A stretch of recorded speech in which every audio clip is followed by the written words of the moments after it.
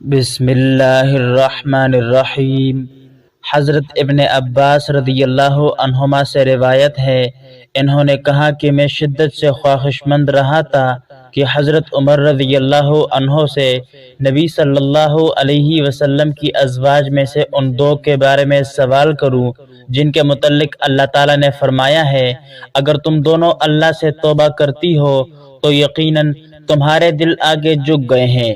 حتیٰ کہ حضرت عمر رضی اللہ عنہ نے حج کا سفر کیا اور میں نے بھی ان کے ساتھ حج کا ارادہ کیا۔ واپسی پر ہم راستے کے ایک حصے میں تھے کہ عمر رضی اللہ تعالی عنہ اپنی ضرورت کے لیے راستے سے ایک طرف ہٹ گئے اور میں بھی پانی کا برتن لیے ان کے ساتھ ہٹ گیا۔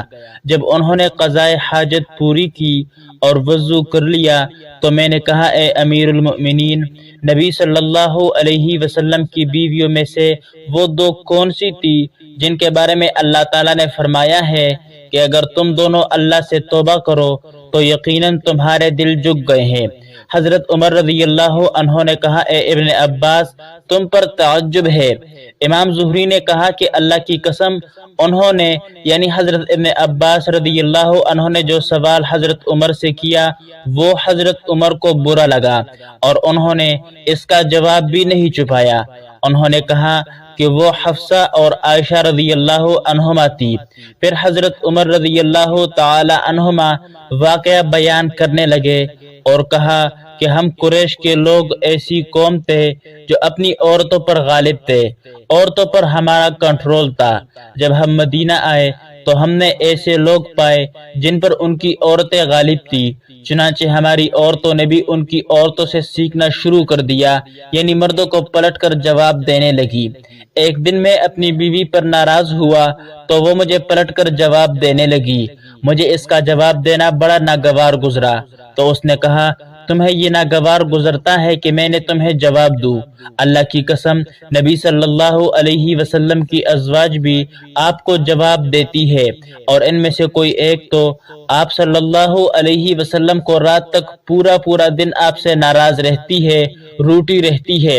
حضرت عمر رضی اللہ عنہ فرماتے ہیں کہ میں اپنی بیٹی حضرت حفصہ رضی اللہ عنہا کے ہاتھ چلا گیا اور کہا کہ کیا تم رسول اللہ صلی اللہ علیہ وسلم کو پلٹ کر جواب دیتی ہو؟ انہوں نے کہا کہ جی ہاں۔ میں نے پھر پوچھا، کیا تم میں سے کوئی انہیں رات تک دن بھر کے لیے چھوڑ بھی دیتی ہے؟ انہوں نے کہا کہ جی ہاں۔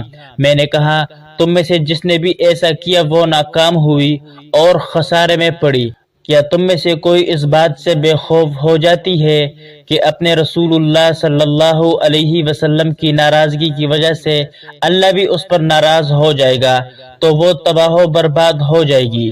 آئندہ تم رسول اللہ کو جواب نہ دینا اور نہ ان سے کسی چیز کا مطالبہ کرنا، تمہیں جو چاہیے مجھ سے مانگ لینا۔ تمہیں یہ بات دھوکے میں نہ ڈال دے کہ تمہاری ہمسائی سوکن تم سے زیادہ خوبصورت اور رسول اللہ کو زیادہ محبوب ہے۔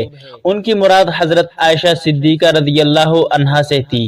حضرت عمر رضی اللہ عنہ نے کہا کہ میرا گھر بالائی علاقے بنی امیہ بن زید کے محلے میں تھا۔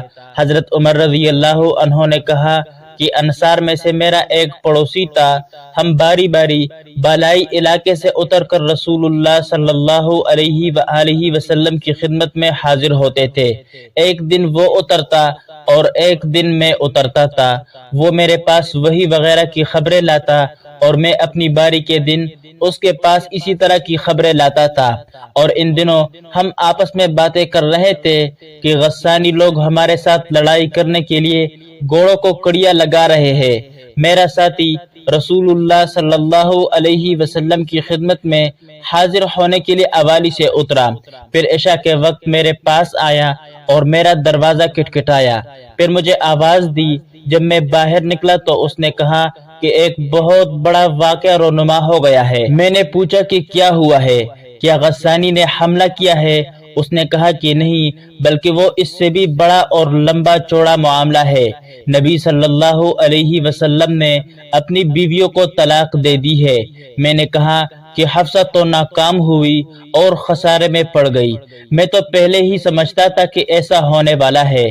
دوسرے دن جب میں صبح کی نماز پڑھ چکا تو اپنے کپڑے پہنے اور مدینہ میں آیا اور حفصہ کے پاس چلا گیا۔ وہ رو رہی تھی۔ میں نے پوچھا، کیا رسول اللہ صلی اللہ علیہ وسلم نے تم سب کو طلاق دے دی ہے؟ اس نے کہا کہ میں نہیں جانتی، البتہ آپ صلی اللہ علیہ وسلم الگ تلگ اس بالا خانے میں ہے۔ میں آپ صلی اللہ علیہ وسلم کے سیاہ فام غلام کے پاس آیا اور اسے کہا کہ نبی صلی اللہ علیہ وسلم سے عمر کے لیے اجازت مانگو۔ وہ گیا، پھر میری طرف باہر آیا اور کہا کہ میں نے آپ صلی اللہ علیہ وسلم کے سامنے تمہارا ذکر کیا مگر آپ خاموش رہے۔ میں چلا آیا حتیٰ کہ منبر کے پاس آ کر بیٹھ گیا تو وہاں بہت سے لوگ بیٹھے تھے، ان میں سے بعض رو رہے تھے۔ میں تھوڑی دیر بیٹھا، پھر جو کیفیت مجھ پر طاری تھی وہ مجھ پر غالب آ گئی۔ میں پھر غلام کے پاس آیا اور کہا کہ عمر رضی اللہ عنہ کے لیے اجازت مانگو۔ وہ اندر داخل ہوا، پھر میری طرف باہر آیا اور کہا کہ میں نے آپ صلی اللہ علیہ وسلم کے سامنے تمہارا ذکر کیا مگر آپ خاموش رہے۔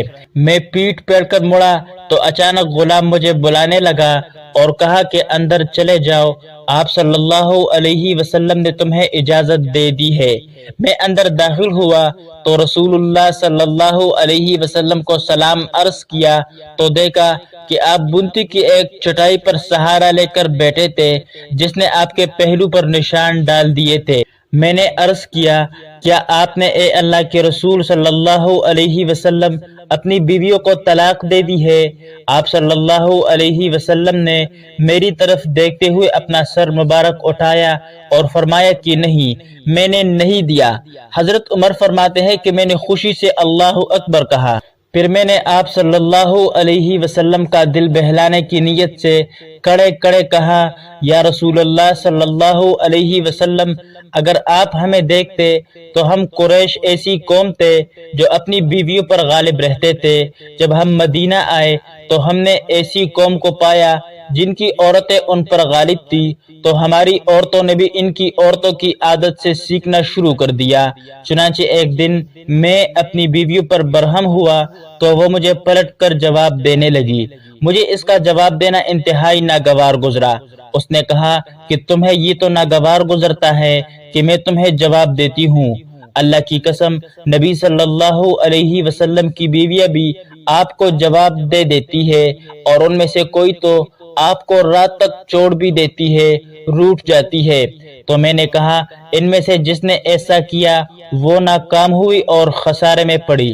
کیا یہ کام کر کے ان میں سے کوئی اس بات سے بے خوف ہو سکتی ہے کہ اپنے رسول صلی اللہ علیہ وسلم کی ناراضگی کی وجہ سے اللہ اس پر ناراض ہو جائے گا؟ اگر ایسا ہوا تو وہ تباہ ہو گئی۔ جب میں نے ایسا کہا تو اس پر رسول اللہ صلی اللہ علیہ وسلم مسکرا دیے۔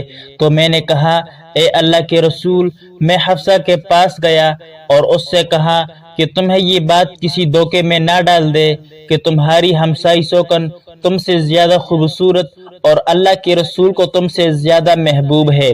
اس پر آپ صلی اللہ علیہ وسلم دوبارہ مسکرائے تو میں نے عرض کیا، اللہ کے رسول صلی اللہ علیہ وسلم، کچھ دیر بیٹھ کر بات چیت کروں؟ آپ صلی اللہ علیہ وسلم نے فرمایا کہ ہاں، بیٹھ جاؤ۔ چنانچہ میں بیٹھ گیا اور میں نے سر اوپر کر کے گھر میں نگاہ دوڑائی تو اللہ کی قسم اس میں 3 چمڑوں کے سوا کچھ نہ تھا جس پر نظر پڑتی ہو۔ میں نے عرض کی، اے اللہ کے رسول صلی اللہ علیہ وسلم، دعا فرمائے کہ اللہ آپ کی امت پر فراخی فرمائے۔ فارسیوں اور رومیوں پر وسعت کی گئی ہے، حالانکہ وہ تو اللہ تعالیٰ کی عبادت بھی نہیں کرتے۔